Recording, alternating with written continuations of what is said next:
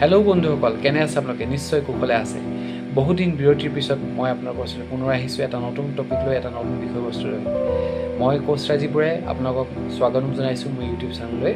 আহক পলম নকৰি আমি আগবাঢ়োঁ আজি এই নতুন টপিকটো। আজি আমাৰ টপিকটো হৈছে মানি বা ৱেল্থ। হয়, ঠিকেই শুনিছে, মানি, যিটো আমাৰ সকলোৰে এটা বৰ ইণ্টাৰেষ্টিং টপিক। গতিকে এই টকাৰ লগত যে আমাৰ এটা এনাৰ্জি আছে বা এনাৰ্জি ফেক্টৰটো জড়িত হৈ আছে বা আমাৰ লাভ ফেক্টৰটো জড়িত হৈ আছে, সেইটো হয়তো আমি অনুভৱ নকৰোঁ। অৰ্থাৎ টকাৰ লগত আমাৰ গুড ফিলিং বা বেয়া ফিলিং এই দুটা ওতঃপ্ৰোতভাৱে জড়িত। তেতিয়াহ'লে আহকচোন আমি চাওঁ কেনেকৈ এই গুড ফিলিং আৰু বেড ফিলিঙে আমাৰ ধন আমাৰ ওচৰলৈ অহা বা আকৰ্ষণ হোৱা বা নোহোৱাটো কেনেকৈ প্ৰভাৱিত কৰিব পাৰে। ধনৰ কাৰণে আপোনাৰ অনুভূতিবোৰ কেনে, ফিলিংছবোৰ কেনে, ধনৰ কাৰণে আপুনি কেনেকৈ ধৰণৰ অনুভূতি ৰাখে, পজিটিভ ফিলিং, নেগেটিভ ফিলিং, আপুনি কেনেকুৱা অনুভৱ কৰে? বেছি সংখ্যক মানুহে ক'ব যে ধনৰ কাৰণে বা টকা পইচাৰ কাৰণে তেওঁলোকৰ ফ্ৰেম আছে, কিন্তু তেওঁলোকৰ যে ওচৰত যিটো পৰ্যাপ্ত পৰিমাণে ধন নাই, তেন্তে এইটো কি সূচায়? অৰ্থাৎ তেওঁলোকৰ ধনৰ কাৰণে গুড ফিলিংছ নাই, অৰ্থাৎ পজিটিভ ফিলিংছ নাই। অন্যহাতে কাৰোবাৰ ওচৰত যদি তেওঁৰ যিমানখিনি প্ৰয়োজন সেই পৰিমাণৰ টকা পইচা আছে, এইটোৱে বুজাব যে তেওঁৰ টকা পইচাৰ কাৰণে এটা গুড ফিলিং আছে, পজিটিভ ফিলিং আছে। এই ধৰণে আপুনি জানিব পাৰিব যে আপোনাৰ টকা পইচাৰ প্ৰতি আপোনাৰ ফিলিংছটো কেনেকুৱা, পজিটিভ ফিলিং নে নেগেটিভ ফিলিং। যদি আপোনাৰ ওচৰত প্ৰয়োজন অনুসৰি টকা পইচা নাই বা টকা পইচা আপোনাৰ অভাৱ হৈছে, ইয়াৰ অৰ্থ এইটোৱেই যে আপোনাৰ মনত টকা পইচাৰ কাৰণে পজিটিভ ফিলিং নাই, অৰ্থাৎ আপোনাৰ এটা নেগেটিভ ফিলিং আছে, নেগেটিভ বিলিভ আছে। আপুনি আশে পাশে যদি চাই দেখিব সৰহসংখ্যক মানুহে টকা পইচা লৈ এটা পজিটিভ ফিলিং নকৰে। কাৰণ পৃথিৱীৰ যদি আপুনি আৰ্থিক বিতৰণ ব্যৱস্থাটোৰ প্ৰতি চায়, 10% মানুহৰ হাততে 90% ৱেল্থ কেন্দ্ৰীভূত হৈ আছে, আৰু 90% মানুহৰ হাতত 10% ৱেল্থ বা টকা পইচা আছে। চ' এই ধনী আৰু দুখীয়া মানুহৰ মাজত, অৰ্থাৎ 90% ৱেল্থ পজেশ্যন কৰা আৰু 10% ৱেল্থ পজেশ্যন কৰা এই মানুহখিনিৰ মাজত পাৰ্থক্যটো ক'ত আছে নো তেতিয়াহ'লে? হয়, তেওঁলোকৰ ফিলিঙতে আছে। কাৰণ এই যি 10% মানুহে 90% ৱেল্থ পজেশ্যন কৰি আছে, তেওঁলোকৰ টকা পইচা বা ৱেল্থৰ কাৰণে এটা পজিটিভ ফিলিং আছে, পজিটিভিটি আছে। আৰু যি 10% ৱেল্থ 90% মানুহৰ হাতত আছে, এই 90% মানুহৰ টকা পইচাৰ প্ৰতি এটা তেওঁলোকৰ নেগেটিভ অনুভূতি আছে বা নেগেটিভ ফিলিং আছে।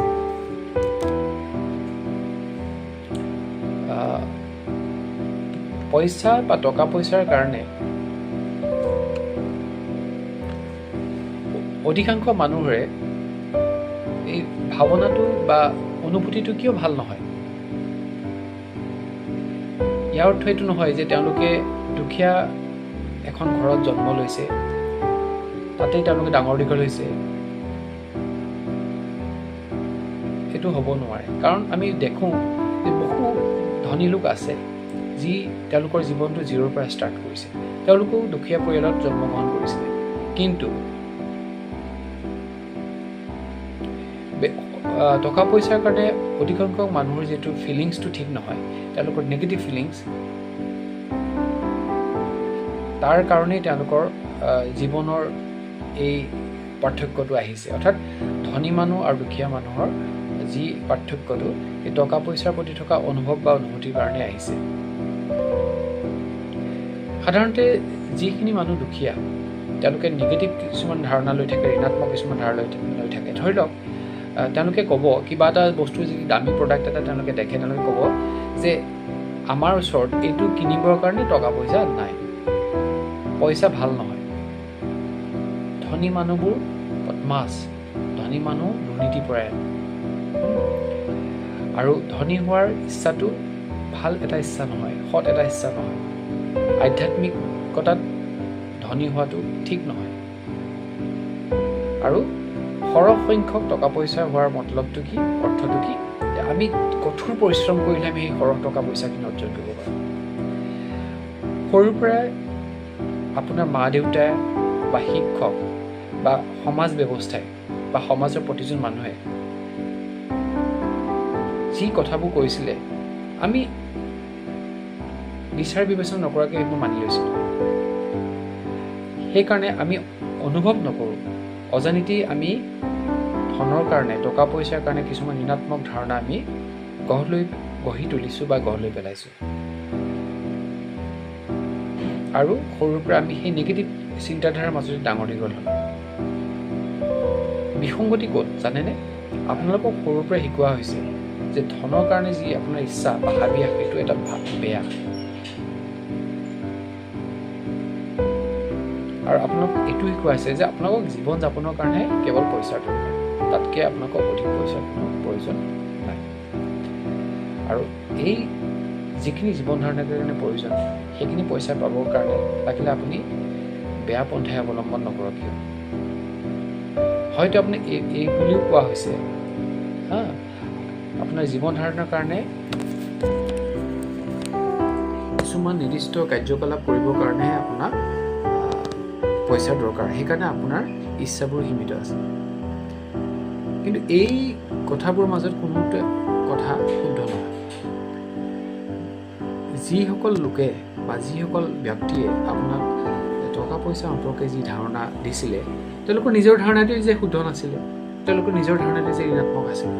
কাৰণ তেওঁলোকেও সমাজ ব্যৱস্থাৰ পৰা, সমাজৰ কিছুমান নিৰ্দিষ্ট ব্যক্তিৰ পৰা তেওঁলোকে এই ধাৰণাখিনি গঢ়ি তুলিছিলে। গতিকে যিসকলে তেওঁলোকক এই ধাৰণাবোৰ শিকাইছিলে, তেওঁলোকে নিজেই স্পষ্ট নাছিল যে টকা পইচা প্ৰকৃততে লাগে নে নালাগে, কিমান লাগে, আৰু টকা পইচা পজেশ্যন কৰাটো ভাল নে বেয়া। গতিকে বহু কথা আছে। আজি এই ভিডিঅ'টো বেছি কথা ক'লে দীঘলীয়া হ'ব। আপোনালোকে যদি পিছৰ কথাখিনি শুনিব পাৰে, ভিডিঅ'টো লাইক কৰিব আৰু কমেণ্টত ক'ব, আপোনালোকক মই পিছৰ পাৰ্টটো আগবঢ়াম। তেন্তে বেছি পলম নকৰি আজিৰ ভিডিঅ'টো মই ইয়াতে সামৰণি মাৰিছোঁ। যদি ভিডিঅ'টো ভাল লাগিছে আপোনালোকে শ্বেয়াৰ কৰিব, লাইক কৰিব আৰু মোৰ চেনেলটো ছাবস্ক্ৰাইব কৰিব, যাতে এনেধৰণৰ গুৰুত্বপূৰ্ণ কিছুমান কথা মই আপোনালোকৰ লগত শ্বেয়াৰ কৰিব পাৰোঁ। তো আজিলৈ ইমানতে সামৰণি মাৰি মই আপোনালোকৰ ওচৰৰ পৰা